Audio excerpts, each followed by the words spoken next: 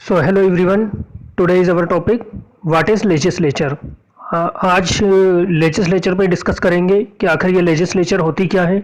इसको लेजिस्लेटिव भी बोलते हैं, लेजिस्लेचर काउंसिल भी कहते हैं, और इसको विधान पालिका, विधान मतलब कानून, लॉ मतलब गवर्नमेंट की वो बॉडी जो अपनी कंट्री के लिए या देश के लिए रूल्स रेगुलेशन बनाती है या कानून बनाती है। तो एक कानून बनाने वाली संस्था या गवर्नमेंट का कानून बनाने वाला ऑर्गन्स, कानून बनाने वाला पार्ट जो होता है वो लेजिस्लेचर होता है। तो इस पे डिस्कस करते हैं। So let's start. फर्स्ट हम समझेंगे कि देखिए हमारे कॉन्स्टिट्यूशन में जो स्टेट की पावर है और जो सेंट्रल पावर है, समझना है कि हमारे कॉन्स्टिट्यूशन में, हमारे संविधान में जो राज्य की और जो केंद्र की पावर है उसको 3 पार्ट में डिवाइड किया गया है, यानी 3 भागों में डिवाइड किया हुआ है। एक होती है एग्जीक्यूटिव, एक होती है लेजिस्लेचर और एक होती है ज्यूडिशरी। तो लेजिस्लेचर का काम ये होता है कानून बनाना, ठीक है। लेजिस्लेचर वो बॉडी होती है जो देश के लिए कानून बनाती है, रूल्स रेगुलेशन बनाती है, इसको कहते हैं विधान पालिका। दूसरी होती है एग्जीक्यूटिव। एग्जीक्यूटिव का मतलब ये होता है कि जो उन कानूनों को देश में जो विधान पालिका ने बनाए हैं लागू करवाती है, इंप्लीमेंट करवाती है, या उन कानूनों के हिसाब से देश में काम करवाती है, वो होती है एग्जीक्यूटिव। मतलब कार्यपालिका जो देश में काम करवा रही है, किसके अकॉर्डिंग? जो लेजिस्लेचर ने कानून बनाए हैं उन्हीं कानूनों के अकॉर्डिंग।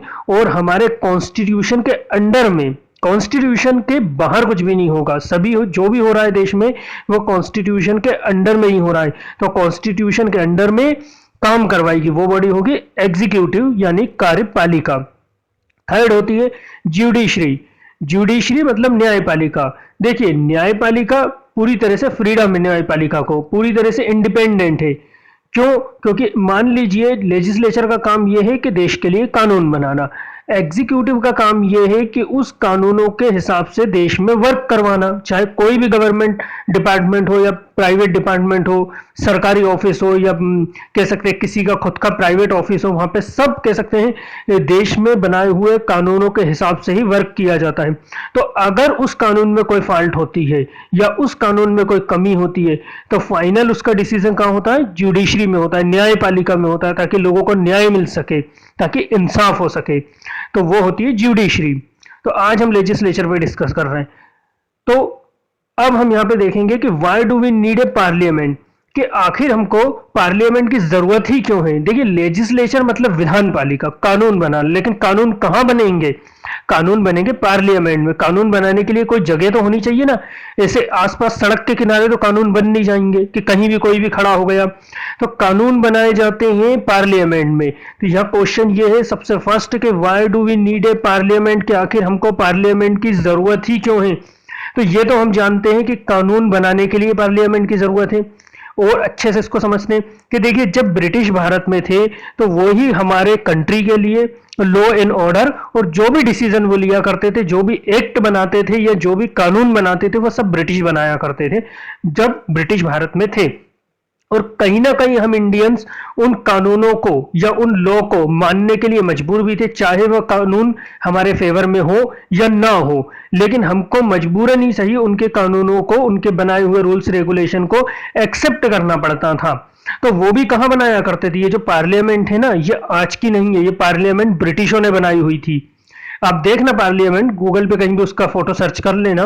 तो ये जो पार्लियामेंट है ब्रिटिशों की बनाई हुई थी, और इसी पार्लियामेंट में बैठकर ब्रिटिश भी हमारी कंट्री के लिए कानून बनाया करते थे जिनको हमको मानना पड़ता था। तो जब 1947 में हमारा इंडिया इंडिपेंडेंट हुआ तब हमने भी यही सोचा कि अब हम इंडियंस भी हमारे लिए कानून बनाएंगे, हम इंडियंस भी हमारी कंट्री के लिए डिसीजन लेंगे, लॉ एंड ऑर्डर डिसाइड करेंगे। तो वो कहाँ करेंगे? उसके लिए भी कोई जगह तो होनी चाहिए ना, ताकि हम वहां उस जगह पे सब इकट्ठे हो जाएं, सब एक साथ, और वहां पे कानून बना ले। हमारी कंट्री के लिए क्या सही होगा, क्या गलत होगा, क्या राइट है, क्या रॉन्ग है, उसके डिसीजन ले सके, डिबेट हो सके किसी भी कानून पे कि आखिर उस कानून को देश में इंप्लीमेंट करना है या नहीं। और करने के बाद कहीं ऐसा तो नहीं कोई फंडामेंटल राइट्स का वायलेशन हो जाएगा, या किसी को कोई प्रॉब्लम हो जाएगी तो ये सब कहाँ करेंगे, उसके लिए एक जगह होनी चाहिए थी। तो जिस तरह से ब्रिटिश हमारी पार्लियामेंट जो है उसमें बैठकर इंडिया के लिए कानून, लॉ एंड ऑर्डर बनाया करते थे, उसी तरह से हम इंडियंस ने भी 1947 के बाद, जब हमारी पार्लियामेंट पूरी तरह से इंडिपेंडेंट हो चुकी थी ब्रिटिशों के जाने के बाद, तब हमने भी ये डिसाइड करा कि अब हम भी उसी पार्लियामेंट में बैठकर हमारे देश के लिए, हमारी कंट्री के लिए लॉ एंड ऑर्डर, कानून या विधान बनाएंगे। तो इसीलिए हमको पार्लियामेंट की जरूरत है, क्योंकि पार्लियामेंट वो जगह है जहां पे सभी पार्टियों के मेंबर इकट्ठे हो जाते हैं, जो देश के अलग अलग भागों से सिलेक्ट होके आते हैं इलेक्शन में, ठीक है ना, ऐसे ही कोई नहीं जाता है वहां पे, प्रॉपर इलेक्शन होंगे हर 5 इयर्स में। उसके बाद जो मेंबर जीत जाता है इलेक्शन में, और जीतता कैसे, हम ही लोग तो उनको वोट देते हैं, हम ही लोग उनको सिलेक्ट करते हैं, तो जिसको सबसे ज्यादा वोट मिलते हैं वो वहां पार्लियामेंट में जाता है और वही डिसीजन लेता है कि कौन से कानून बनाना है या कौन से कानून नहीं बनाना। तो वो डिसीजन क्यों लेता है, या क्वेश्चन ये, क्योंकि हमने सिलेक्ट किया है ना, हमने उसको पसंद किया है उस पर्सन को कि हाँ वो हमारा रिप्रेजेंटेटिव है। पार्लियामेंट में देश के अलग अलग भागों से, कंट्री के अलग अलग पार्टों से लोग सिलेक्ट होके जाते हैं, और वो किनका रिप्रेजेंटेशन करते हैं, देश की जनता का, देश के आम सिविलियंस का, क्योंकि हम ही तो उनको वोट दे रहे हैं, हम ही तो उनको परमिशन दे रहे हैं वोट देना और जिता देना। इसका मतलब ये कि हम उनको परमिशन दे रहे हैं कि वो वहां जाएं और हमारे लिए डिसीजन ले। क्योंकि देखिए पूरे इंडिया की टोटल पॉपुलेशन 130 करोड़ है, 130 करोड़ है, तो 130 करोड़ लोग तो पार्लियामेंट में बैठ नहीं सकते, जाहिर सी बात है बहुत मुश्किल हो जाएगा कानून बनाना। 130 करोड़ लोगों से अगर हर एक चीज के बारे में डिस्कस करने लगे तो कोई भी देश में कानून बन ही नहीं सकता। तो इसलिए ये एक प्रोसेस बनाई हुई है कि देश के हर मेंबर से पूछने की जगह उनके रिप्रेजेंटेटिव को वहां पर सिलेक्ट करके भेज दिया जाए, जिनको ये लोग पसंद करते हैं, देश की जनता, देश की आम पब्लिक, और उनसे ही डिस्कस करके कानून बनाया जाएगा। लेकिन कहां बनाया जाएगा, बात वही है, एक जगह होनी चाहिए प्रॉपर जहां पे डिस्कस हो सके, जिसपे डिबेट हो सके। तो इसलिए हमको पार्लियामेंट की जरूरत है, ताकि एक प्रॉपर जगह पे हम इकट्ठा हो सके, हमारे रिप्रेजेंटेटिव इकट्ठा हो सके, और वहां पे वो हमारे अच्छे या बुरे के लिए, हमारे कौन सी चीज हमारे इंटरेस्ट में है और कौन सी चीज हमारे इंटरेस्ट में नहीं है, उसके लिए डिसीजन ले और प्रॉपर कानून बनाए। ठीक है, पार्लियामेंट की जरूरत है। So why do we need 2 house of parliament. अब यहाँ पे ये क्वेश्चन बनता है कि ठीक है, पार्लियामेंट समझ में आ गया कि कानून बनाने के लिए प्रॉपर एक प्लेस की जरूरत है, लेकिन उसमें 2 हाउस होते हैं। देखिए यहाँ पे समझना है कि पार्लियामेंट में 2 हाउस होते हैं या 2 सदन होते हैं, एक लोकसभा होता है, दूसरा राज्यसभा होता है। तो यहाँ क्वेश्चन ये है कि वहां पे 2 हाउसों की क्या जरूरत है। तो इसका आंसर ये है कि देखिए कोई भी बिल हो, कोई भी विधेयक हो, कोई भी प्रपोजल हो, दोनों हाउसों में पास होता है, उसके बाद ही वो कानून बनता है। तो एक हाउस यानी लोकसभा में अगर मान लीजिए कोई बिल आया, वहां पे उस पर डिस्कस होएगा, काफी डिबेट होंगी, क्या सही है क्या गलत है, देश के लिए सही है, हमारी नेशनलिटी पे कोई प्रॉब्लम नहीं आनी चाहिए, या हमारी यूनिटी उससे खराब नहीं होना चाहिए, देश में कोई रिवोल्ट नहीं होना चाहिए, दंगे फसाद नहीं होना चाहिए किसी कानून को बनाने के बाद। इस तरह की काफी डिबेट होती है लोकसभा में। तो लोकसभा में डिबेट होगी, जब लोकसभा में वो विधेयक, क्योंकि देखिए विधेयक वो तब तक होगा जब तक कि प्रेसिडेंट उस पर सिग्नेचर नहीं कर देता। फाइनली जब उस पर प्रेसिडेंट सिग्नेचर कर देता है तभी उसको कानून माना जाता है। लेकिन लोकसभा में स्टार्टिंग में जब कोई विधेयक या प्रपोजल लाया जाता है तब उसको विधेयक ही कहेंगे, या हम प्रपोजल भी कह सकते हैं। ठीक है ना। तो लोकसभा में उस पर डिबेट होगी। लोकसभा में होते हैं 545 मेंबर, 545 मेंबर होते हैं जो कंट्री के अलग अलग पार्टों से, अलग अलग राज्यों से, अलग अलग जिलों से सिलेक्ट होके जाते हैं। तो 545 मेंबर या 545 मेंबर लोकसभा में उस विधेयक पर डिस्कस करेंगे।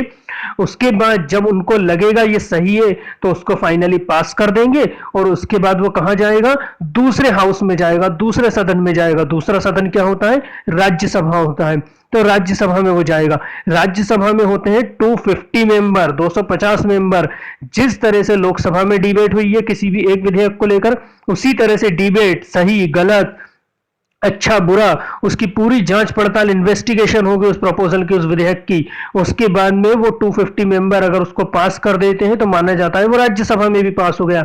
फाइनली वो प्रेसिडेंट के पास जाएगा, और अब प्रेसिडेंट उस पर इन्वेस्टिगेशन करेगा, जांच पड़ताल करेगा कि सही है या गलत है, इससे कहीं ऐसा ना हो कि किसी को कोई प्रॉब्लम हो जाए। और अगर प्रेसिडेंट को सही लगता है तो उस पर सिग्नेचर कर देता है। उसके बाद वो कहलाता है कानून, फाइनली प्रेसिडेंट के सिग्नेचर के बाद। तो यहाँ पे ये है कि हमको टू हाउस की जरूरत इसलिए है कि हर कानून को बनाने के पहले, हर रूल्स रेगुलेशन को बनाने के पहले उस पर 2 बार विचार हो सके, उस पर 2 बार डिबेट हो सके। क्योंकि मान लीजिए अगर एक बार डिबेट हुई, उसमें कोई कमी रह जाती है, उसमें कोई फॉल्ट रह जाती है, तो वो कमी और वो फॉल्ट दूसरे हाउस में पकड़ में आ जाती है और दूसरे हाउस के जो मेंबर होते हैं उस कमी और उस फॉल्ट को दूर कर देते हैं और फाइनली एक अच्छा कानून देश के लोगों के लिए बनता है, जो देश के लोगों के लिए, जो कंट्री के आम पब्लिक के इंटरेस्ट में होता है। इसलिए हमको 2 हाउस की जरूरत होती है ताकि हर विधेयक पे, हर कानून पे, हर रूल्स रेगुलेशन को बनाने के पहले उस पर 2 बार डिबेट हो सके, उस पर 2 बार डिस्कस हो सके, ताकि कोई कमी न रह जाए और फाइनली हमारी आम पब्लिक के लिए एक अच्छा कानून बनाया जाए और एक अच्छा कानून बने। तो ये 2 हाउस लिखे हुए, एक लोकसभा, राज्यसभा, इसलिए हमको 2 हाउस की जरूरत है। अब व्हाट डज पार्लियामेंट डू, आखिर पार्लियामेंट करती क्या है? ये तो है कि हाँ पार्लियामेंट कानून बनाती है, लेकिन किस तरह से और भी क्या वर्क होते हैं? तो देखिए यहाँ पे आता है first legislative function. Legislative function का मतलब ये है कि कानून बनाना। लेजिस्लेटिव फंक्शन मतलब कि कानून बनाना। तो कानून कैसे बना? देखिए पार्लियामेंट या तो पूरे देश के लिए कानून बनाती है, ठीक है ना, पार्लियामेंट का काम यह है कि पूरी कंट्री के लिए वो कानून बनाएगी, या कंट्री के किसी एक पार्ट के लिए भी कानून बना सकती है। अगर पार्लियामेंट को ऐसा लग रहा है कि ये कानून पूरे देश के लिए जरूरी नहीं है, वो सिर्फ देश के किसी एक भाग में लागू होना चाहिए, इंप्लीमेंट लागू होना चाहिए किसी एक पार्ट में, तो पार्लियामेंट को वो भी पावर है कि पार्लियामेंट या तो पूरे देश के लिए कानून बना देगी, या देश के या कंट्री के किसी एक पार्ट पे फोकस करके उसके लिए कानून बना देगी, या किसी एक स्टेट के लिए भी कानून बना सकती है, या एक से अधिक स्टेटों के लिए भी कानून बना सकती है। कोई जरूरी नहीं है कि कोई भी कानून लॉ एंड ऑर्डर बन रहा है तो वो पूरे देश के लिए ही बनाया जाए, नहीं।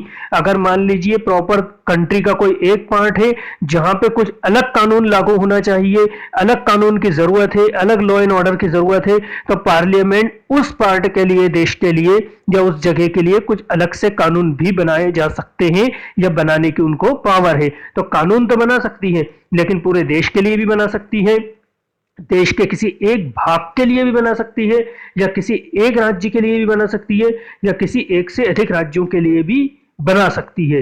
कोई जरूरी नहीं है पूरे देश के लिए बनाए।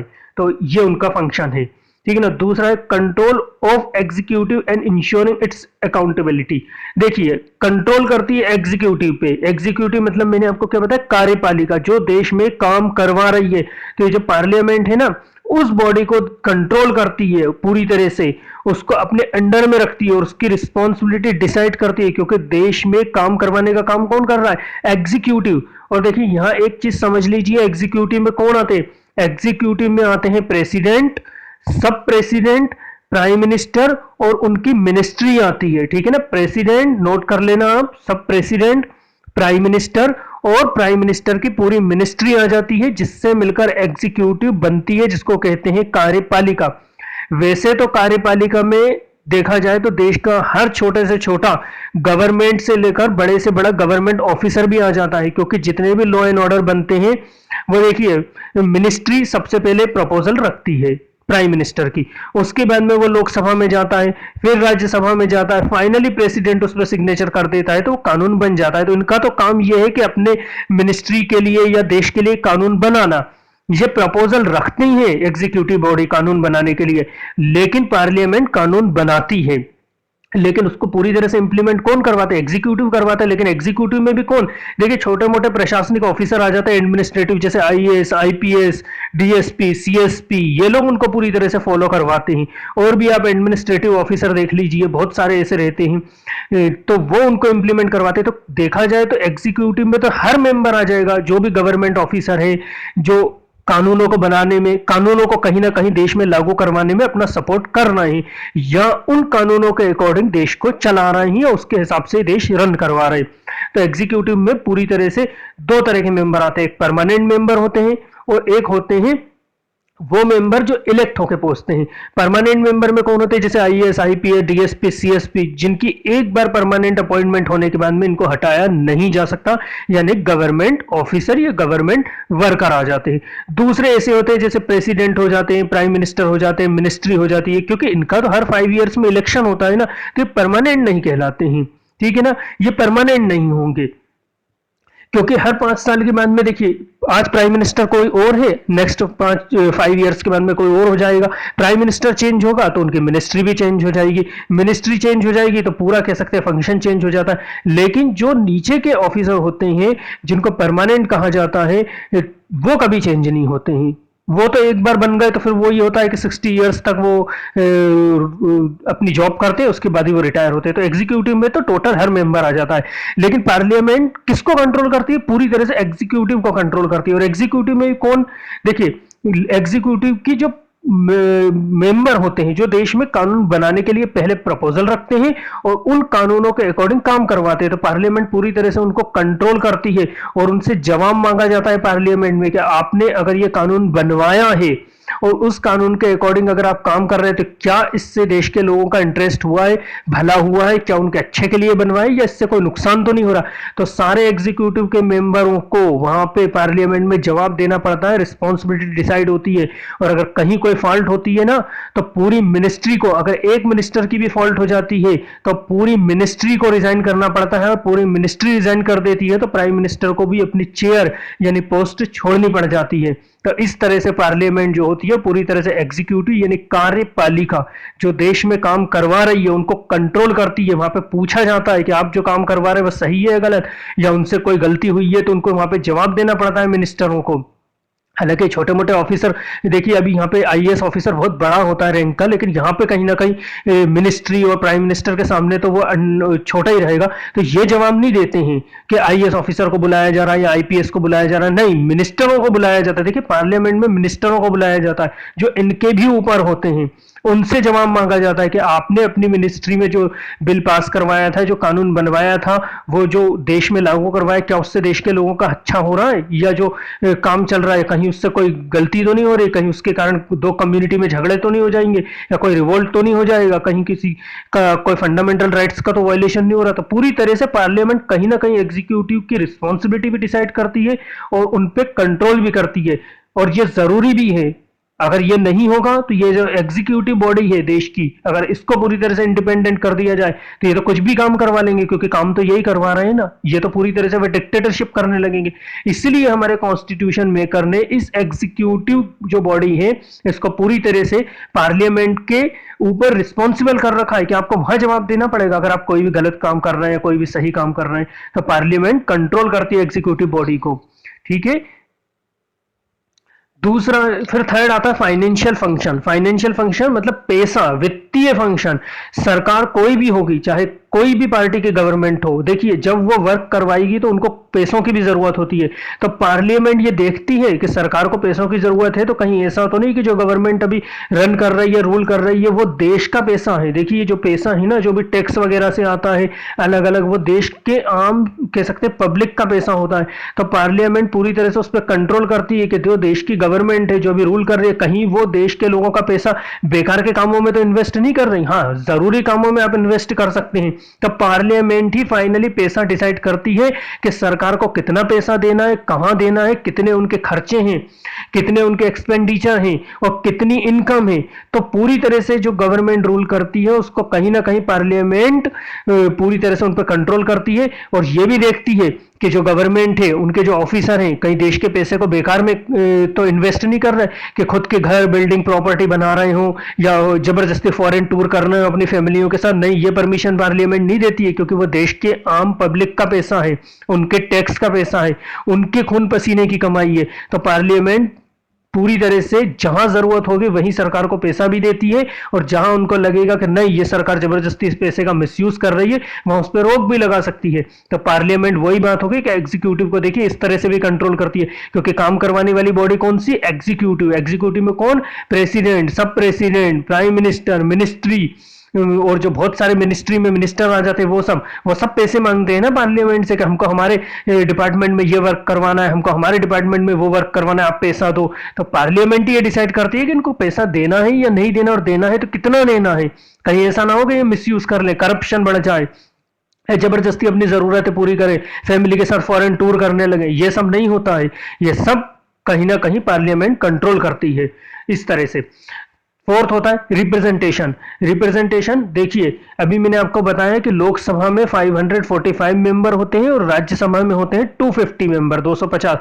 तो ये जो 545 और 250 मेंबर होंगे, ये देश के अलग अलग पार्टों से सिलेक्ट होके जाते हैं, कह सकते हैं इलेक्ट होके जाएंगे, सिलेक्ट तो नहीं कह सकते हम, इलेक्ट होके जाते हैं, जिनको लोग सिलेक्ट करते हैं, सॉरी लोग इलेक्ट करते हैं, ठीक है ना। जिनको लोग पसंद करते हैं, वोट देते हैं, वो जीतते हैं, तब वो पार्लियामेंट में जाते हैं। तो ये कोई एक धर्म के नहीं होते, ये अलग अलग रिलीजियंस के होते हैं, अलग अलग कास्ट के होते हैं, उनकी जाति अलग अलग होती है। क्योंकि 545 अगर मेंबर लोकसभा में जा रहे हैं तो कोई जरूरी नहीं है वो सब हिंदू पहुंच जाए या सब मुस्लिम से पहुंच जाए, सब सिख, सब क्रिश्चियन, कुछ हिंदू जाएंगे, कुछ मुस्लिम जाएंगे, कुछ सिख जाएंगे, कुछ क्रिश्चियन जाएंगे, कुछ पारसी जाएंगे, कुछ हिंदी लैंग्वेज बोलने वाले जाएंगे, कुछ तमिल लैंग्वेज बोलने वाले जाएंगे। क्योंकि देश के या कंट्री के अलग अलग स्टेटों से, और स्टेटों में भी अलग अलग पार्टों से सिलेक्ट होकर लोग जा रहे हैं ना, कोई एक ही जगह से तो नहीं जा रहे। तो उनकी लैंग्वेज अलग होगी, उनका कल्चर अलग होगा, क्योंकि भारत तो यूं भी डाइवर्स कंट्री, अलग अलग लैंग्वेज, अलग अलग कल्चर वाला, तो अलग अलग कल्चर रहेगा, अलग अलग लैंग्वेज रहेगी,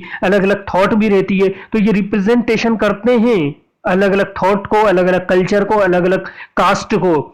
तो ये रिप्रेजेंटेशन होता है कि देश के अलग अलग भाग के लोगों को, क्योंकि ये वहां से सिलेक्ट होकर जा रहे हैं, कोई व्यक्ति आंध्र प्रदेश से सिलेक्ट होकर आ रहा है तो वहां के कल्चर और वहां के लैंग्वेज को रिप्रेजेंटेशन करेगा वहां पे, कहीं ना कहीं कि आंध्र प्रदेश भी भारत का हिस्सा है। कुछ एमपी से जा रहा है तो यहाँ के कल्चर और यहाँ के कह सकते हैं ट्रेडिशन को रिप्रेजेंट करेगा। कोई दिल्ली से जा रहा है, कोई गुजरात से जा रहा है, कोई महाराष्ट्र से, कोई कर्नाटक से, कोई केरल से, तो रिप्रेजेंटेशन करता है। जो जहां से आता है वो वहां पे अपने स्टेट को, अपनी जगह को रिप्रेजेंट करता है, वहां पे कह सकते हैं कहीं ना कहीं प्रतिनिधित्व करता है कि ये जो पार्लियामेंट है ये किसी एक की नहीं है, ये पूरी भारत की पार्लियामेंट है, पूरे भारत के लोगों के फेवर में, पूरे भारत के लोगों के इंटरेस्ट में, या पूरी जो नेशनलिटी या देश के इंटरेस्ट में होगा वहीं वो डिसीजन लिए जाएंगे। उस पर किसी एक का पूरी तरह से पावर या किसी एक का जोर जबरदस्ती नहीं चलेगी। तो ये सब रिप्रेजेंटेशन करते हैं, रिप्रेजेंटेटिव होते हैं, जो देश के अलग अलग भागों को वहां पे प्रतिनिधित्व करते हैं कि अलग अलग कल्चर है भारत में, अलग अलग ट्रेडिशन है,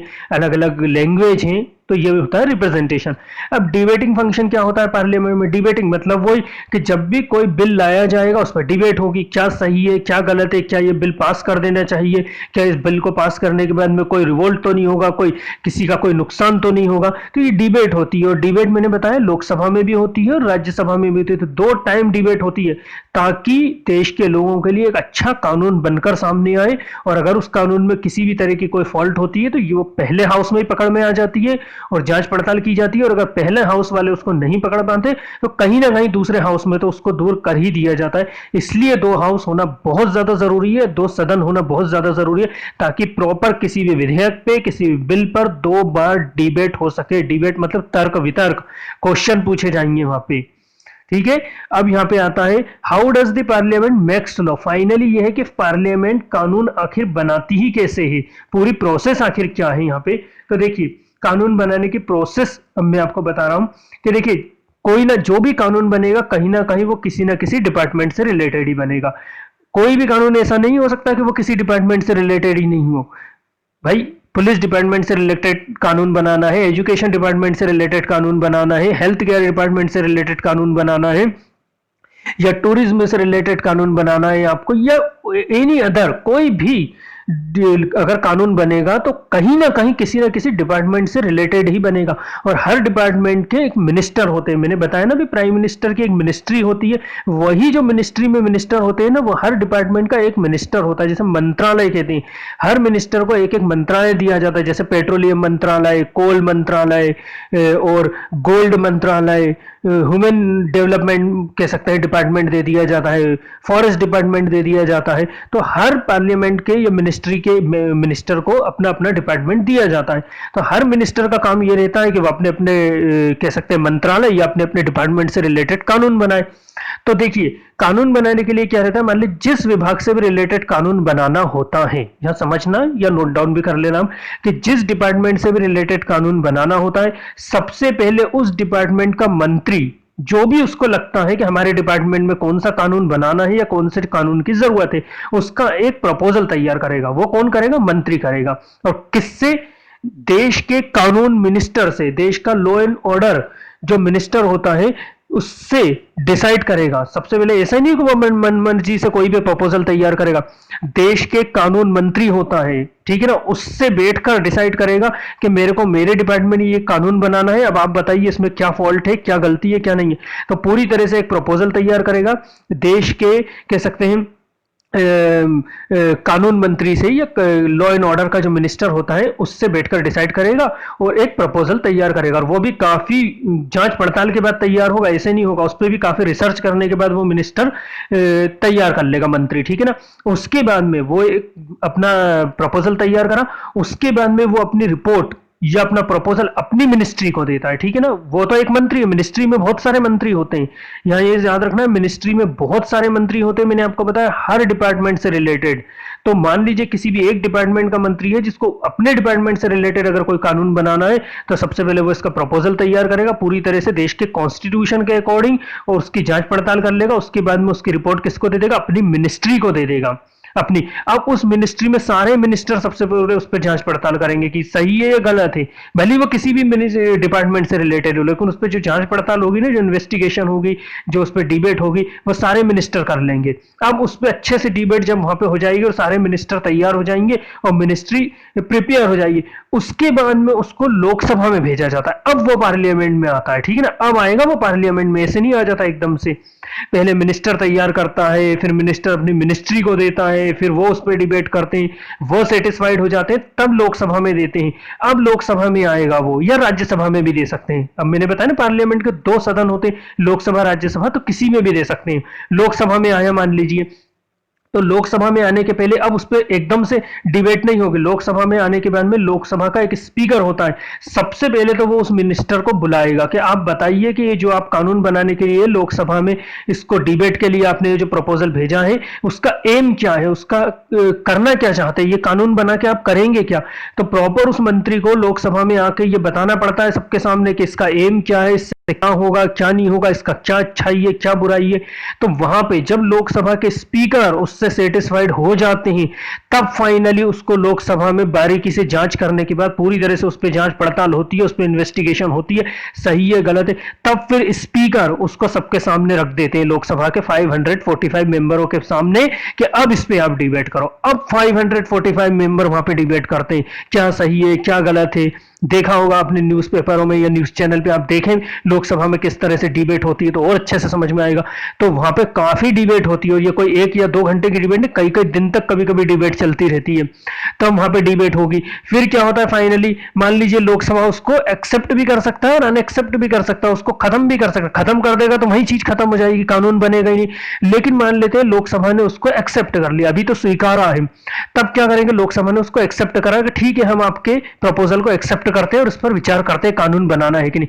तब अभी तक वो विधेयक कहलाएगा, अभी कानून नहीं कहलाएगा, उसको एक प्रपोजल भी कह सकते हैं, विधेयक भी कह सकते हैं। विधेयक तब तक जब तक कि उस पर प्रेसिडेंट का सिग्नेचर नहीं है, ठीक है ना, तो अभी विधेयक है वो, ठीक है ना। अब फिर वो मंत्री लोकसभा में फिर आएगा कि अब और बोलेगा कि अगर आप लोगों ने इनको स्वीकार कर लिया, आप लोगों इस मेरे प्रपोजल को या मेरे विधेयक को एक्सेप्ट कर लिया है, तो अब इसको पास कर दो। वही मंत्री बोलेगा जिसने उस प्रपोजल को रखा है और जो उस डिपार्टमेंट का मंत्री है, जिस डिपार्टमेंट से रिलेटेड वो कानून बना रहा है। तब लोकसभा में वो सबके सामने बोलेगा कि अब इसको पास कर दो, क्योंकि पास करोगे तभी तो कानून बनेगा। फिर लोकसभा में काफी कह सकते हैं उस पर कंट्रोवर्सी होती है कि अब पास करना है या नहीं करना, क्योंकि देखिए अगर पास कर देंगे ना तो कहीं ना कहीं कानून बन जाएगा, फिर सब उसके अंडर में आ जाएंगे, सबको उसके अकॉर्डिंग ही काम करना पड़ेगा। तो लोकसभा के 545 मेंबर होते, इतना आसान नहीं होता। फिर उस पर कह सकते हैं काफी कह सकते कंट्रोवर्सी होती है, फाइनली मान लीजिए या तो पास कर देंगे, ठीक है ना। अब पास हो गया वो, तो माना जाता है कि लोकसभा में पास हो गया, एक सदन में पास हुआ।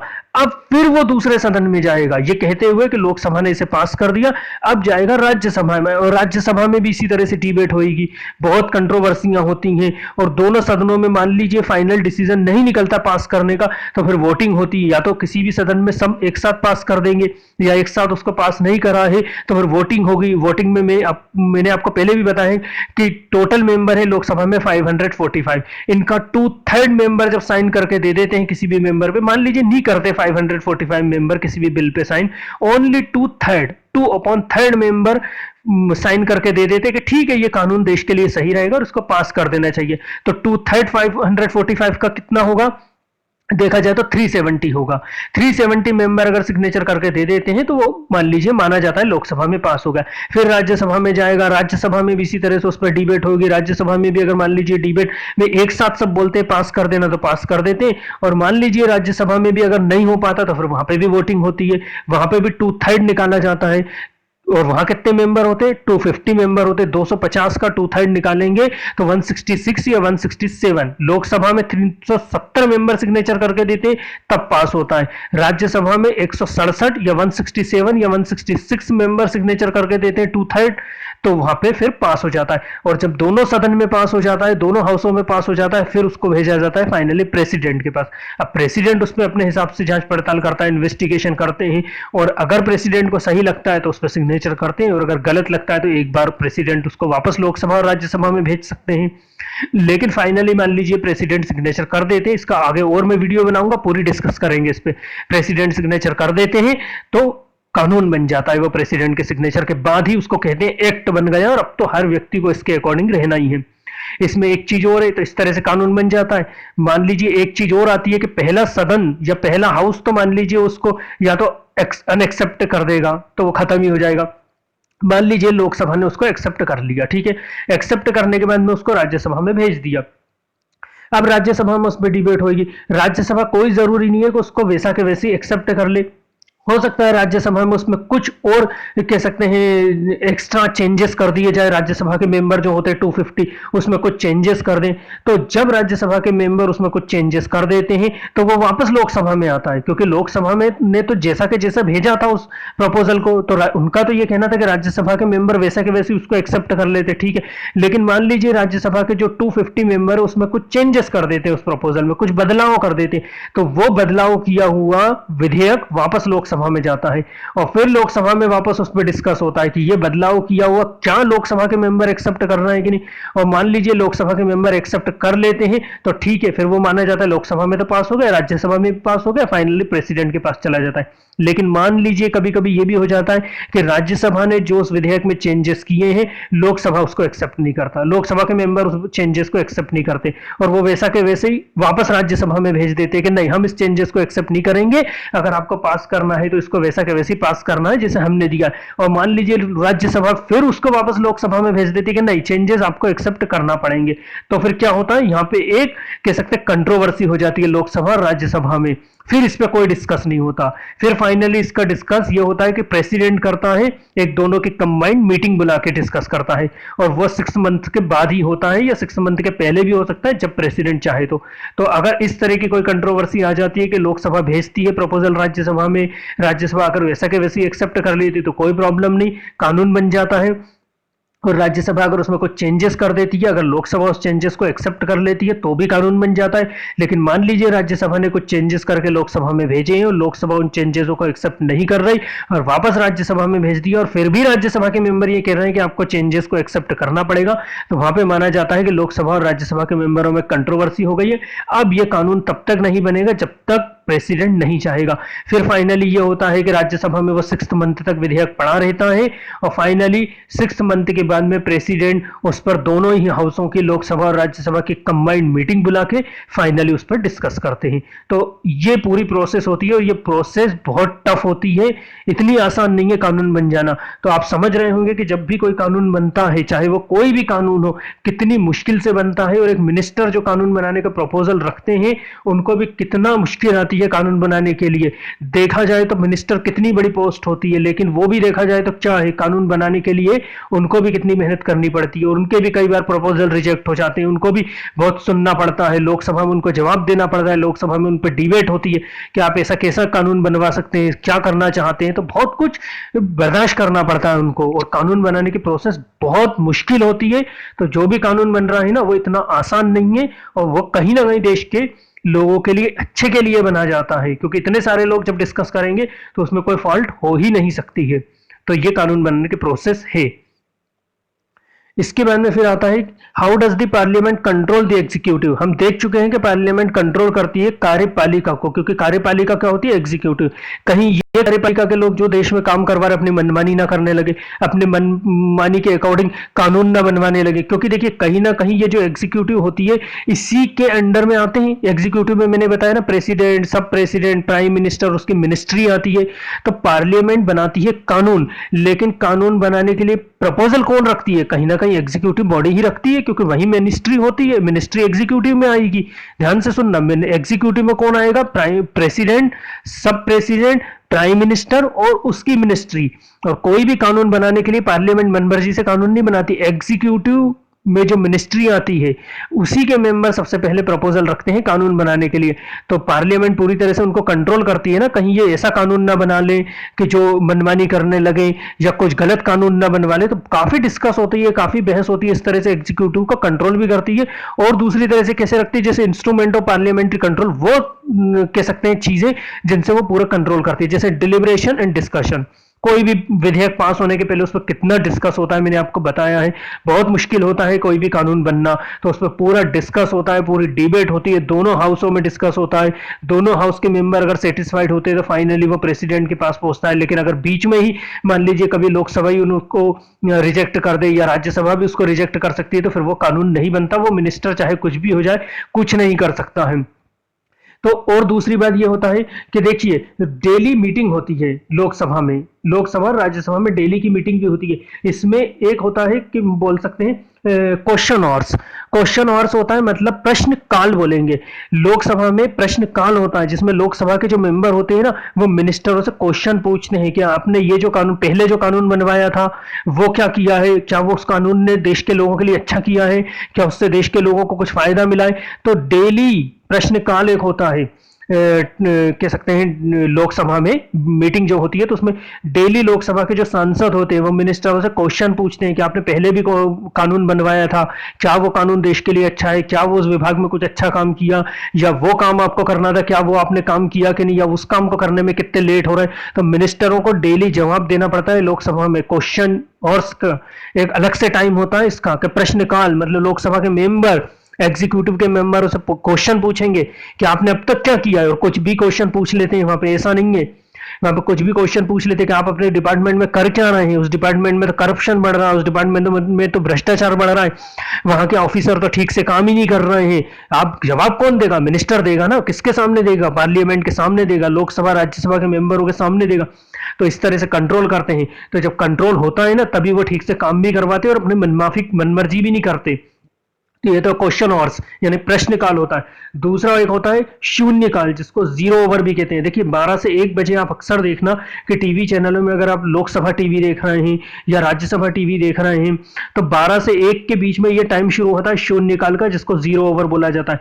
इसमें यह होता है कि लोकसभा के मेंबर उन्हीं मिनिस्टरों से कोई भी क्वेश्चन पूछा जा सकता है। अब इसमें यह नहीं मालूम होता कौन सा क्वेश्चन पूछेंगे और कौन सा क्वेश्चन नहीं पूछ सकते। इसमें लोकसभा और राज्यसभा के मेंबरों को जो भी ऐसा लगता है कि जो भी देश के लिए सही है वो क्वेश्चन पूछ सकते हैं, या कोई भी एक ऐसा कह सकते हैं नियम रूल्स जिस पर वो जल्द से जल्द डिसीजन चाहते हैं लोकसभा के मेंबर या राज्यसभा के मेंबर, तो उससे रिलेटेड मिनिस्टरों से पूछ सकते हैं कि करप्शन हो रहा है, अब करप्शन पे क्या कर रहे हैं, पहले आप हमको ये बताइए। कानून तो आपका जो अभी आप दे रहे हैं ये बाद में बनेगा, पहले आप ये बताइए कि आपके डिपार्टमेंट में जो करप्शन बढ़ रहा है उसके लिए आप क्या कर रहे हैं। तो कुछ तो भी क्वेश्चन पूछे जाते हैं वहां पे, काफी उस समय लड़ाई झगड़ा भी हो जाता है। 12 से 1 के बीच में आप अक्सर देखना जोर जोर से कह सकते हैं लोकसभा राज्यसभा में लोग चिल्लाने लगते हैं, तो वो टाइम होता है जीरो ओवर शून्य काल का, कि लोक हित के मैटर उठा लेते हैं। कुछ भी पूछा जा सकता है कि आपके वहां पे बाढ़ आ गई है, इस बार काफी लोगों को प्रॉब्लम हुई है, आपने वहां क्या करा, आप उस डिपार्टमेंट के मिनिस्टर थे, आपके अंडर में वो विलेज आता है, आपके डिपार्टमेंट के अंडर में वो देश, आपके डिपार्टमेंट के अंडर में वो जिला आता है, गांव आता है, वहां पे आप क्या कर रहे हैं, वहां पे तो किसान सुसाइड कर रहे हैं।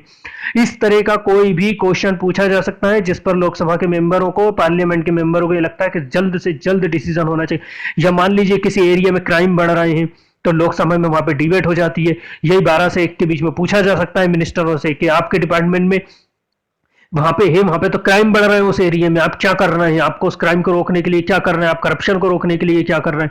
तो बहुत से और उस वक्त मिनिस्टरों को कहीं ना कहीं देखिए जवाब देना भी पड़ता है, और ये भी फोर्स नहीं है कि उनका जवाब देना ही पड़ेगा, लेकिन कहीं ना कहीं उन पर दबाव आ जाता है, क्योंकि ये सब देश की जनता देखती है।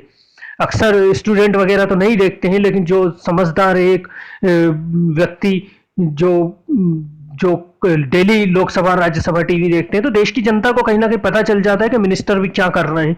तो मिनिस्टरों पे कहीं ना कहीं प्रेशर आ जाता है कि यार अगर हम अच्छा काम नहीं करेंगे तो नेक्स्ट जो हम हमारा बिल लेके आएंगे, ये तो लोकसभा में ये जो लोकसभा के मेंबर है वो तो पास ही नहीं करेंगे, अगली बार जो बिल आएगा उसको तो रिजेक्ट कर देंगे कि आप तो अपने डिपार्टमेंट में काम ही ठीक से नहीं करवा रहे हैं। कुछ भी पूछा जा सकता है। जैसे अभी हाल ही में एक ब्रिज गिर गया था, उसमें भी लोकसभा में काफी बहस हुई थी कि वहां का तो ब्रिज अभी बन के तैयार ही हुआ है, उसका तो इनॉग्रेशन ही नहीं हुआ, उसके पहले बरसात में वो ब्रिज कैसे गिर गया, तो किस मंत्रालय का था, कौन सा डिपार्टमेंट था वहां पे, उसके मंत्री से लोकसभा पर क्वेश्चन पूछा जाता है कि आप क्या कर रहे हैं, आपको इतना पैसा लोकसभा से दिया जा रहा है, आप तो करप्शन कर रहे हैं, आपके डिपार्टमेंट के लोग करप्शन कर रहे हैं।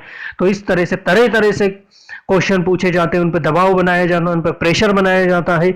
तो यहाँ उन पे कहीं ना कहीं कंट्रोल किया जाता है, और वही कंट्रोल उनको मजबूर करता है कि वो देश के लिए अच्छा काम करे, हमारी कंट्री और आम पब्लिक के लिए काम अच्छा करे। तो ये दिखने के लिए बहुत बड़ी पोस्टें होती हैं कि मिनिस्टर हैं, विधायक हैं, सांसद हैं, लेकिन समझ लीजिए कि उन पर भी कितना प्रेशर होता है, कैसे लोकसभा में उन पर क्वेश्चन पूछे जाते हैं, और बहुत अलग अलग टाइप के क्वेश्चन पूछे जाते हैं। 545 मेंबर होते हैं वहां पे, समझ लीजिए 12 से 1 के बीच में हर व्यक्ति क्वेश्चन कितने पूछता होगा, किस किस का उनको जवाब देना पड़ता होगा। तो पब्लिक इंटरेस्ट के मैटर भी उठा लिए जाते हैं, क्राइम बढ़ रहा है, रेप बढ़ रहे हैं, और चोरी डकैती बढ़ रही है, आप क्या कर रहे हैं, पहले वो संभालिए, आपको वो काम ठीक से करना नहीं आ रहा। बहुत से क्वेश्चन करते हैं, उनको सुनना पड़ता है वहां पे, उसके बाद डिसीजन लिए जाते हैं। फिर नेक्स्ट आता है, तो इस तरह से डिलीबरेशन एंड डिस्कशंस करके एग्जीक्यूटिव पे कंट्रोल करते हैं। फिर आता है एक अप्रूवल और रिफ्यूजल लॉ। देखिए मिनिस्टर, कोई भी मिनिस्टर कानून बनाने के लिए प्रपोजल ला सकता है, लेकिन फाइनली उसको कानून बनाना है या नहीं बनाना, ये तो कौन करती है, पार्लियामेंट डिसाइड करती है। तो पार्लियामेंट के पास पूरा राइट्स होता है, या तो कानून बनाने के लिए उसको अप्रूवल दे दे, या उसको रिफ्यूज भी करते कि भाई पार्लियामेंट में अगर लोकसभा राज्यसभा के मेंबर सेटिस्फाइड नहीं है तो मिनिस्टर क्या कर लेगा, मिनिस्टर कुछ भी नहीं कर सकता। हालांकि माना जाता है कि जो पार्टी मेजोरिटी से जीती है उसी के मेंबर ही लोकसभा राज्य में होते हैं, लेकिन फिर भी बहुत मुश्किल होता है, बहुत मुश्किल होता है, इतना आसान नहीं होता है कि जो पार्टी रूल कर रही है उसी के पार्टी के रिलेटेड लोग पार्लियामेंट में बैठे हुए हैं तो मनमानी कर लेंगे। मनमानी नहीं कर सकते हैं, क्योंकि देश के अलग अलग पार्टों से लोग सिलेक्ट होकर आते हैं, और हर व्यक्ति जो वहां पे 545 मेंबर ये पहुंचते हैं, वो हर व्यक्ति यही चाहेगा कि जहां से मैं आया हूं वहां के लोगों को अच्छे कह सकते हैं अधिकार मिले, वहां के लोगों के लिए अच्छे से अच्छा कह सकते हैं काम किया जाए, ताकि मेरी वहां पे गुडविल बढ़े और मैं नेक्स्ट टाइम वापस इलेक्शन जीत जाऊं। तो पार्लियामेंट के पास फाइनली ये पावर होती है कि किसी भी कानून को या तो रिफ्यूज कर दे या उसको अप्रूवल कर ले। फिर थर्ड ये आता है फाइनेंशियल कंट्रोल। फाइनेंशियल कंट्रोल बता ही दिया गया है कि जब भी सरकार को पैसे की जरूरत होती है उस पर पूरा कंट्रोल पार्लियामेंट करती है कि कितने पैसे की जरूरत है, कहां से पैसे दिए जाएंगे, कैसे दिए जाएंगे, कहीं सरकार उस पैसे का मनमानी ना कर ले, क्योंकि वो आम पब्लिक का पैसा है और इमरजेंसी के समय पे भी उस पैसे की जरूरत होती है। तो कोई भी गवर्नमेंट पैसे का मिसयूज ना कर सके, पूरी तरह से उस पर कंट्रोल पार्लियामेंट ही करती है कि इनको कितना पैसा देना है, कितना नहीं देना, और जितने भी खर्चे होते हैं, जिनके भी उनके एक्सपेंडिचर होते हैं गवर्नमेंट के, बाकायदा उनका एक डाटा तैयार किया जाता है, बाद में उन पे एक रिपोर्ट मांगी जाती है कि आप बताइए कि ये खर्च आपने एक्सपेंडिचर जो किए हैं क्या वो सही वर्क के लिए किए हैं, या वो जबरदस्ती आप अपनी फैमिली के साथ कोई फॉरेन टूर कर रहे हैं, या जबरदस्ती पार्टियां मना रहे हैं, या जबरदस्ती गाड़ी का पेट्रोल जला रहे हैं। नहीं, उसके लिए आपको पैसे नहीं दिए जाएंगे, उसके लिए आपको अलग से जो फैसिलिटी मिलती है वो मिल जाएगी, लेकिन आपको पैसे जब दिए जाएंगे तो वो आपके डिपार्टमेंट में जो वर्क करवाना है उसके लिए दिए जाएंगे, वहां पे भी करप्शन नहीं होना चाहिए। वही बात आती है कि करप्शन वगैरह होता है तो फिर उनको जवाब देना पड़ता है, उनकी गुडविल खराब होती है, नेक्स्ट टाइम वो कैसे इलेक्शन जीतेंगे, नेक्स्ट टाइम तो लोग बोल देंगे नहीं ये तो करप्ट लीडर है हमारे, हम इनको जिताएंगे ही नहीं। तो इस तरह का फाइनेंशियल कंट्रोल भी पूरी तरह से रखती है। हर साल बजट भी बनाया जाता है मार्च में, कि देश के लिए बजट बनाया जाए, किस जगह पे हमको कितना पैसा खर्च करना है, ये सब पार्लियामेंट कंट्रोल करती है।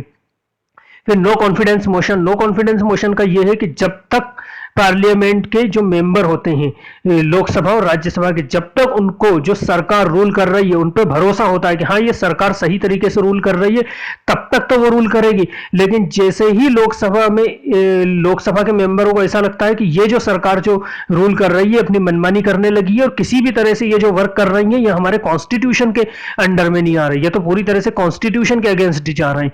देखिए देश में जो भी हो रहा है ना वो सब कॉन्स्टिट्यूशन के अकॉर्डिंग हो रहा है, कोई भी कॉन्स्टिट्यूशन के बाहर नहीं हो रहा है। तो जब भी कोई सरकार कॉन्स्टिट्यूशन के अगेंस्ट कोई काम करने लगती है तब लोकसभा के मेंबरों को एक पावर होती है कि नो कॉन्फिडेंस मोशन यानी एक अविश्वास प्रस्ताव ले आते हैं। इसका मतलब यह होता है कि लोकसभा के मेंबर ये कह सकते हैं कि अब हमको इस सरकार पे भरोसा नहीं है जो देश में सरकार चला रही है, देश में रूल कर रहे हैं, तो अब इस सरकार को हटा दिया जाए। तो ये होता है नो कॉन्फिडेंस मोशन। इसका भी सरकार पे काफी प्रेशर होता है क्योंकि कभी भी उन पे अविश्वास प्रस्ताव आ सकता है। कभी भी मान लीजिए कोई गलत कानून वो बन जाए या कोई गलत काम कर दे या गवर्नमेंट से भी गलती हो जाती है तो तुरंत लोकसभा के और राज्यसभा के मेंबर एक नो कॉन्फिडेंस मोशन ले आते हैं और उन पर सिग्नेचर करके दे देते हैं और यह हो जाता है अविश्वास प्रस्ताव। और ऐसा भारत में कई बार हो चुका है जिसमें देश की सरकारें गिर जाती हैं, एक एक दिन में पूरी मिनिस्ट्री और प्राइम मिनिस्टर को रिजाइन करना पड़ता है क्योंकि वो जवाब ही नहीं दे पाते, आपने गलत काम कर दिया, आप कॉन्स्टिट्यूशन का वायलेशन कर रहे हैं। तो सरकार पे पूरा कंट्रोल होता है पार्लियामेंट में और सरकार कहीं ना कहीं डरती है कि कहीं पार्लियामेंट के मेंबर ऐसा ना हो कि हमारे ऊपर नो कॉन्फिडेंस मोशन एक अविश्वास प्रस्ताव ले आए। तो कहीं ना कहीं पार्लियामेंट के अकॉर्डिंग भी सरकार को काम करना पड़ता है और इसी तरह से सरकार कौन है, एग्जीक्यूटिव, और पार्लियामेंट उस तरह से कंट्रोल करती है क्योंकि एग्जीक्यूटिव को समझ में आता है ना कि अविश्वास प्रस्ताव नहीं आ जाए हमारे लिए। कई पार्लियामेंट के मेंबर ये नहीं बोलते कि हमको इस सरकार पे और इनकी मिनिस्ट्री पे भरोसा ही नहीं है, अगर इतना कह दिया तो सरकार गिर जाएगी, एक दिन में 1 घंटे में सरकार गिर जाती है। तो ये होता है नो कॉन्फिडेंस मोशन। ये भी काफी हद तक करंट की गवर्नमेंट जो रूल करती है उसको कंट्रोल किया जाता है। फिर आता है what do the committee of parliament. तो देखिए पार्लियामेंट की बहुत सी छोटी छोटी कमेटी भी होती है, जैसे लोक लेखा कमेटी होती है, प्रकलन कमेटी होती है, अलग अलग समितियां होती है। तो वो क्या करती हैं, लोकसभा अकेली तो काम करेगी नहीं, लोकसभा में बहुत सा वर्क होता है। तो ये जो छोटी मोटी कमेटी होती है वो डेली के वर्क करती हैं, जैसे किस चीज पे कितना पैसा खर्च हो रहा है उसका कह सकते हैं बाकायदा डाटा बना के रखना, किस मिनिस्टर का क्या प्रपोजल है, क्योंकि बहुत सारे मिनिस्टर एक साथ प्रपोजल देते हैं तो एक साथ लोकसभा में नहीं आ पाता है, वो डिसाइड करते हैं किसका कब देना है कब नहीं देना, किसको कितना पैसा कह सकते हैं देना है, किस मद पे या किस चीज पे कितना पैसा खर्च हो रहा है, कितने एक्सपेंडिचर गवर्नमेंट के हैं। तो छोटा मोटा वर्क लोकसभा की और पार्लियामेंट की अलग अलग समितियां करती रहती हैं, हम उन पे एक साथ डिस्कस नहीं कर सकते क्योंकि पार्लियामेंट की तो बहुत सी कमेटियां होती हैं, उस पर तो एक अलग ही वीडियो बन जाएगा अलग अलग कमेटी पे। तो ये छोटा मोटा वर्क करती है, डेली के काम करती हैं, ठीक है ना। तो ये डेली के काम करती हैं, विधेयक को स्वीकार करना, कितना पैसा खर्च हो रहा है, कहाँ क्या वर्क हो रहा है, जो कानून बनाया गया उससे हिसाब से काम हो रहा है कि नहीं, और भ्रष्टाचार तो नहीं बढ़ रहा है, गवर्नमेंट जबरदस्ती पैसे का एक्सपेंडिचर तो नहीं बढ़ा रही है, इस तरह की जांच वगैरह करती है, इन्वेस्टिगेशन करती हैं। अब लास्ट है how does the parliament regulate itself. देखिए पार्लियामेंट अपने आप को कंट्रोल कैसे करती है, क्योंकि पार्लियामेंट में तो 545 मेंबर होंगे, लोकसभा में वो भी एक ही हाउस में 545, दूसरे हाउस में 250 मेंबर होंगे। तो वहां पे ये भी तो हो सकता है कि आपस में कंट्रोवर्सी बढ़ जाए, डिबेट होती है, डिबेट होते होते होते होते कभी कभी क्या होता है कि लड़ाई झगड़े होने लगते हैं, कंट्रोवर्सी बढ़ जाती है। आपने देखा होगा पार्लियामेंट में कभी कभी लड़ाई झगड़े हाथापाई भी होने लगती है। तो इसी का मतलब ये कि पार्लियामेंट आखिर रेगुलेट कैसे करती है, अपने आप को कंट्रोल कैसे करती है। तो देखिए डिबेट होगी, ये तो डिसाइड है कि डिबेट होगी, वो सब पार्लियामेंट में देखिए लोकसभा में होती है, लोकसभा के स्पीकर जिनको हम प्रेसिडेंट भी बोल सकते हैं, लोकसभा के स्पीकर की निगरानी में होती है। वो देखते हैं कहीं कोई मारपीट तो नहीं हो रही, कहीं कोई गलत गाली गलौच तो नहीं कर रहा, अदरवाइज वो स्पीकर उनको बाहर कर देते हैं। इसी तरह से राज्यसभा में भी राज्यसभा के जो कह सकते हैं प्रेसिडेंट होते हैं, जो हमारे देश के उपराष्ट्रपति ही राज्यसभा के प्रेसिडेंट होते हैं, ठीक है ना। उपराष्ट्रपति जो सब प्रेसिडेंट ही होते हैं वही राज्यसभा के कह सकते हैं सभापति होते हैं, वही वहां की जो मीटिंग होती है उनको कंट्रोल करते हैं। तो अगर लोकसभा में कोई अपशब्द बोलता है, कोई गाली गलौज करता है, कोई मारपीट करता है, तो वहां पे लोकसभा के स्पीकर पूरी तरह से उसको बाहर कर देते हैं, उनको परमिशन है, वो रेगुलेशन रूल्स रेगुलेशन वहां पे बनाए रखें, बाकायदा डिसिप्लिन हो, कोई गाली गलौज ना हो, कोई किसी के हथियार लेके ना जाए, क्योंकि बहुत से लोग हथियार लेके चले जाते हैं, वहां पे इतनी लड़ाई बढ़ जाती है कभी कभी। तो इस तरह से कंट्रोल करती है कि डिसिप्लिन बनाए रखें, क्योंकि देश की कानून बनाने वाली संस्था है, वो अगर कानून तोड़ेगी तो फिर कानून कौन मानेगा। इसलिए वहां पे बाकायदा डिसिप्लिन होना चाहिए, वहां पर रूल्स रेगुलेशन से काम होना चाहिए। वहां पे भी बहुत से रूल्स रेगुलेशन होते हैं कि कहाँ आपको बैठना है, कैसे बैठना है, डिसिप्लिन में बैठना है। आप सिर्फ लोकसभा से रिलेटेड ही बात करेंगे, जो पब्लिक इंटरेस्ट के मैटर है वही बात करें, वहां किसी तरह की मारपीट नहीं होगी, गाली गलौच नहीं होगी। तो इस तरह से रेगुलेट मतलब अपने आप को कंट्रोल करती है। और जो जिस भी जैसे लोकसभा के स्पीकर कंट्रोल करते हैं, राज्यसभा के कह सकते हैं प्रेसिडेंट कंट्रोल करते हैं, तो वो पूरे रूल्स रेगुलेशन बना के रखते हैं। और ये भी डिसाइड करते हैं कि मान लीजिए किसी एक पार्टी का कोई मेंबर है तो बार बार अपनी पार्टी तो नहीं चेंज कर रहा, कभी इस पार्टी से उस पार्टी, उस पार्टी से उस पार्टी में तो नहीं जा रहा, तो इस पे भी पूरा कंट्रोल करते हैं। अगर कोई एक सांसद है, कोई एक मेंबर है, मिनिस्टर बार बार अपनी पार्टी छोड़ता है कि कभी बीजेपी में था, फिर कांग्रेस में आ गया, फिर कांग्रेस से समाजवादी पार्टी में चला गया, अलग अलग पार्टी अगर चेंज करते हैं तो उनको पूरी तरीके से हटा ही दिया जाता है कि अब की बार आप आना ही मत, अब की बार आपके पूरी तरह से हमने सस्पेंड कर दिया है, आपको हटा ही दिया है, बर्खास्ती कर दिया कि अब आप पार्लियामेंट में आ ही नहीं सकते ना आप इलेक्शन लड़ सकते। तो पूरा कंट्रोल होता है, कंट्रोल बना के रखती है कि अगर कोई मेंबर बोल रहा है तो दूसरे मेंबर चुप बैठ जाए, सामने वाले को बोलने की परमिशन दी जाए। अगर पब्लिक इंटरेस्ट पे बहस हो रही है तो शांतिपूर्वक बहस की जाए, लड़ाई झगड़ा ना हो, किसी को बीच में टोका ना जाए, सदन की कह सकते हैं गरिमा, एक डिग्निटी बनाई जाए, कोई पर्चे ना फेंके जाए, कोई गाली गलौच ना की जाए। और जो हाउस से रिलेटेड है, जो किसी मैटर डिबेट से रिलेटेड मैटरों पर बात की जाए, दूसरे मैटरों पे बात ना की जाए, वो अलग अलग टाइम रहेगा, फिर वो 12 से 1 के बीच में आपको करनी पड़ेगी, 0 ओवर टाइम में। और वहां पे भी आप लड़ाई झगड़े नहीं कर सकते। तो इस तरह से वो रेगुलेट करती है ताकि एक देश की एक कह सकते हैं पार्लियामेंट की डिग्निटी बनी है और जनता के सामने ये नहीं हो कि ये तो वहां पे लड़ाई झगड़े करना है स्कूल के बच्चों की तरह। तो ये सब एक डिग्निटी वाली बात होती है और देश के लिए कानून बनाना, तो वहां पे बाकायदा शांति बनी रहे और डिसिप्लिन में काम हो तो अपने आप को रेगुलेट करती हैं। स्पीकर रेगुलेट करता है और पूरा उनको कंट्रोल करता है, उनको डिसिप्लिन में बैठना होता है। एक व्यक्ति जब बोलता है तो दूसरे को उनको बीच में नहीं टोकना पड़ता। जब तक स्पीकर परमिशन नहीं देता तब तक कोई भी पर्सन वहां पे बोल नहीं सकता। स्पीकर हर व्यक्ति को परमिशन देता है, टाइम भी डिसाइड करता है कि किसको कितनी देर बोलना है, उतनी देर बोल सकते हैं।